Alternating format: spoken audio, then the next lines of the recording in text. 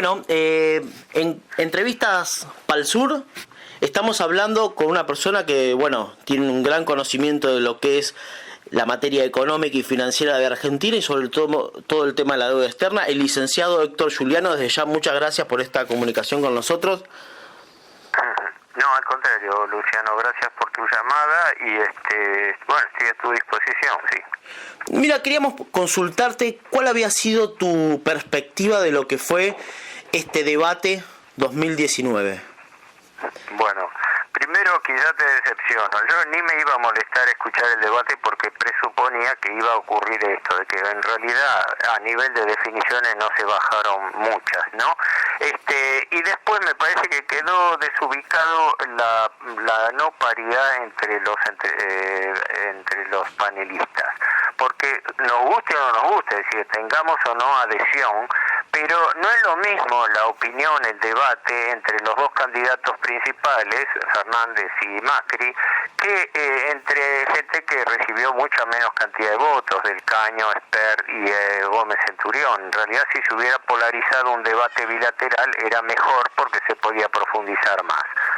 De todas maneras, bueno, todos tuvieron la oportunidad de expresarse, pero el balance que más interesa es seguir qué dijo el presidente, que quiere ser reelecto, y qué dijo el principal candidato opositor, ¿no? Debe hablarse, se mencionaron muchas cosas importantes, pero genéricas, no vi definiciones concretas.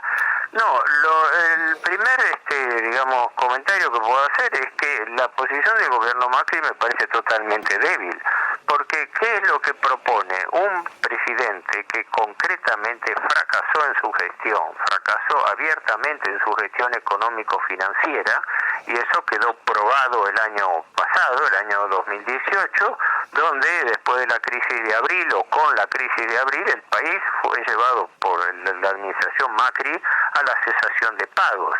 Y pudo sobrellevar esa situación, caso contrario tendría que haber renunciado, tendría que haber encarado un megacanje urgente con crisis abierta de deuda.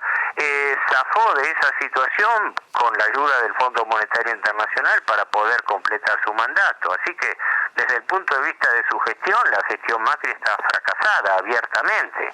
Así que todo lo que se pueda decir, qué sé yo, tirar cosas marginales sobre educación, sobre desarrollo, son genéricas. En ese sentido, sin adhesión política, Alberto Fernández estuvo más fuerte en cuanto a las críticas y en cuanto a a la apertura de expectativas de cambio.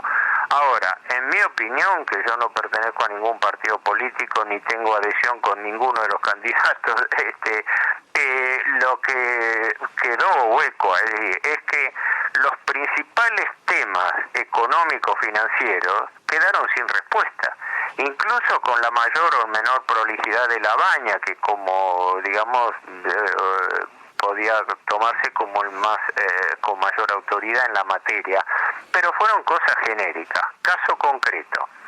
Concretamente no se habló de la deuda, porque el discurso, por ejemplo, que introdujo Del Caño, sí, un discurso contestatario, sí, pero no cómo.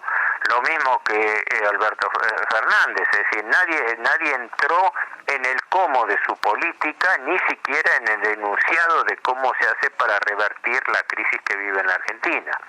Entonces, yo según veo las cosas, la Argentina está metida en el epicentro de una crisis de deuda por insolvencia. Acá no es una cuestión de iliquidez transitoria, acá es una cuestión de iliquidez, no hay plata, y de insolvencia, no se puede pagar. Y el rey está desnudo y nadie quiere decirlo. Entonces todos discuten sobre la periferia, discuten sobre la recuperación, sobre que crecemos con las exportaciones, que la confianza y todo. Pero mientras vos tengas una deuda que te impone mantener tasas de interés criminales del 80%, 70% ahora, tasas de interés que son criminales para la economía, no hay economía que pueda desarrollarse con semejantes tasas de interés, con una especulación financiera y cambiaria total, donde el gobierno aguanta el tipo de cambio porque le paga de interés a los especuladores financieros más del 70%, donde el país está sumido en el estancamiento, en un aumento de la pobreza, en un crecimiento aumento del desempleo, ¿no? En una caída de los salarios reales, es decir, está en el epicentro de una crisis económico-financiera provocada por la deuda pública, por la crisis de la deuda pública. Es decir, el gobierno Macri vino a gobernar con deuda y fracasó. A los 2 años tuvo que pedir ayuda de emergencia al Fondo Monetario. ¿Para qué? Para completar el mandato a raíz de sus propios errores. Eso no fue herencia recibida. Se le pueden hacer críticas al kirchnerismo en otros ámbitos, pero paradójicamente en el tema de la deuda fue aquel en que, creo que ayer se lo recordó, no sé si Alberto Fernández, ¿no? Fue aquel donde el gobierno Macri dijo haber heredado mejores condiciones, ¿no? Es las palabras de Duhovne hasta, bueno, en su momento Pratgay, el presidente. Bueno, no tenemos muchas críticas con respecto a la gestión kirchnerista, pero hay que reconocer que en materia de deuda dejó una situación aliviada. Bueno, tal es así que el propio gobierno, cuando salía a pedir deuda por el mundo, llevaba informes de un país totalmente desendeudado. Si no, no lo hubieran dado claro, tampoco. No, totalmente desendeudado no. Lo que hizo en realidad el kirchnerismo fue pagar privilegiadamente deuda externa, claro. O sea, fue el país que, bueno, no nos olvidemos que la presidenta Cristina Kirchner dijo la Argentina debiera ser llamada pagadora serial porque es verdad, batió récord de pago de la deuda externa. Lo que pasa es que eso es otro capítulo porque se pagó efectivamente, mejor liberarse de la deuda con un tercero extranjero, pero se pagó a costa de usar recursos internos del Estado, es decir, se sacaron reservas del Banco Central, se sacaron la plata de los jubilados del ANSES, se sacó plata que tenía que ser destinada a créditos del Banco Nación y otros bancos oficiales para pagar la deuda. Ahí hay que cabe hacer una desmitificación del kirchnerismo también, ¿no? Porque el kirchnerismo alivió la deuda externa, pero no se desendeudó. El discurso del desendeudamiento se refería a menor deuda externa. Claro. ¿Por qué? Porque el gobierno lo que hizo fue cancelaba deuda externa con deuda interna que crecía, y esa deuda interna que correspondía al Banco Central y todo dio origen a la bola de nieve de las LEVAC, dio origen al desfinanciamiento del ANSES. El ANSES, el 62% de los fondos de los jubilados está prestado al Estado para aguantarle la deuda pública. Así que, en mi opinión, ninguno de los candidatos, empezando por los dos principales, tiene mucha autoridad para hablar del tema. Macri porque fracasó abiertamente, es decir, llevó el país al default, a la cesación de pagos. Digamos, para decirlo claramente, se necesita una cara lo suficientemente dura como para fracasar en su gestión y pretender nominalmente ser reelegido. Y Alberto Fernández, desde el punto de vista de la alianza kirchnerista, Fernández, yo tampoco confío mucho porque en realidad el kirchnerismo vivió de ciertos eslogans que en la práctica no se realizaron. Ejemplo, se habló del exitoso megacanje 2005, que fue el megacanje Kirchner-Labaña, cuando Alberto Fernández era jefe de gabinete de Néstor Kirchner, ¿no? Sin embargo, ese megacanje fracasó, porque ese megacanje derivó en los juicios de los Holloway contra la Argentina, que le hicieron un agujero financiero y jurídico al país por mal manejo, por haber hecho un megacanje incompleto, y eso tenía que ser manejado de otra manera. Luego, por los pagos privilegiados al Fondo Monetario, que no tenían por qué habérsele adelantado con el argumento de que nos liberamos del fondo y se quedaron en el fondo.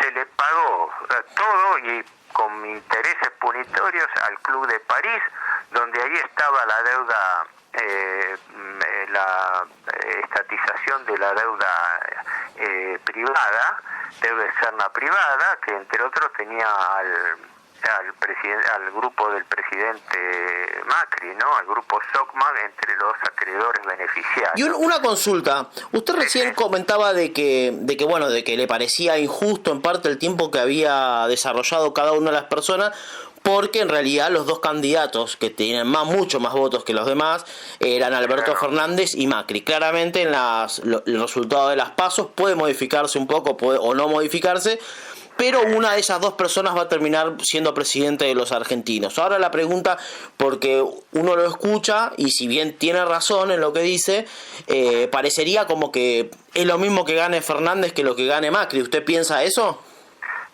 Bueno, nunca va a ser lo mismo en cuanto a forma o a estilo de gobierno, a integración de cuadros, pero ojo, en mi opinión, las políticas del kirchnerismo y el macrismo en cierto sentido se manejan en tándem.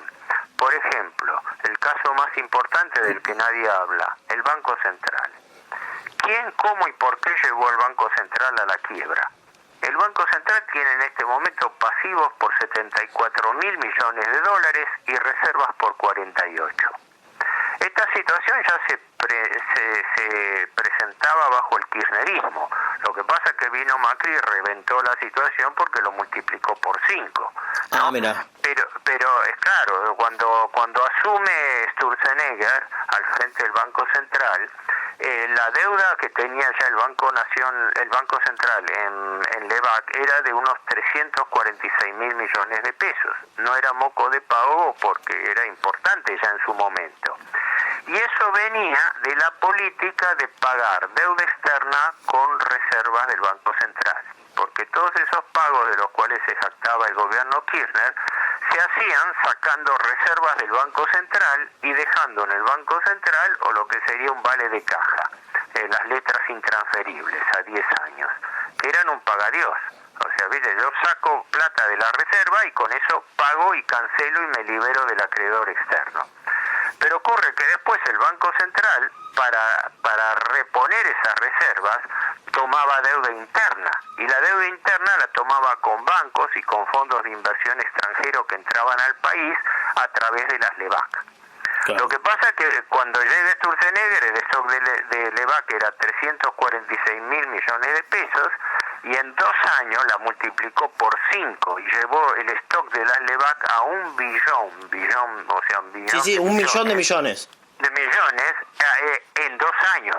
Y reventó la situación, porque aparte aumentó la tasa de interés, que la llevó al 28, después al 32, después al 38, renunció, se fue, y hoy el Banco Central, por las LELIC, que son las letras que reemplazaron a las LEBAC, está pagando más del 70% de interés anual. Para usted. Entonces, claro, frente al desmanejo brutal que hizo el macrismo, el desequilibrio arrastrado del kirchnerismo queda chico, digamos así, pero no, ojo que respondía al mismo problema, haber pagado deuda con reservas. Sí, decime. No, está bien, era la aclaración esa que hizo usted al final, está muy bien, porque quería justo hacer esa diferenciación de... Sí, porque en realidad, digámoslo claramente, yo ni me hubiera molestado a escuchar el debate, pero bueno, por lógica, por curiosidad, para ver qué se decía, lo escuché. Ya te digo, más allá del valor o no que tengan las definiciones, que al final fueron más las definiciones de la periferia que del centro, ¿no?